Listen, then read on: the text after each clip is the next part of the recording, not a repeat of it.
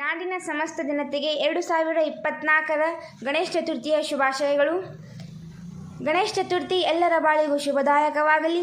ಗಣೇಶನು ಆರೋಗ್ಯ, ಸಂಪತ್ತು, ನೆಮ್ಮದಿಯನ್ನು ಕರುಣಿಸಲಿ. ನಿಮಗೂ ನಿಮ್ಮ ಕುಟುಂಬಸ್ಥರಿಗೂ ಗಣೇಶ ಹಬ್ಬದ ಶುಭ ಕೋರುವವರು ಮುಸ್ಲಿಂ ಸಮಾಜದ ಯುವ ಮುಖಂಡರಾದ ಅಲ್ಲಾಬಕ್ಷ್ ಮೂಲಿಮನಿ ನಾಲತ್ವಾಡ್.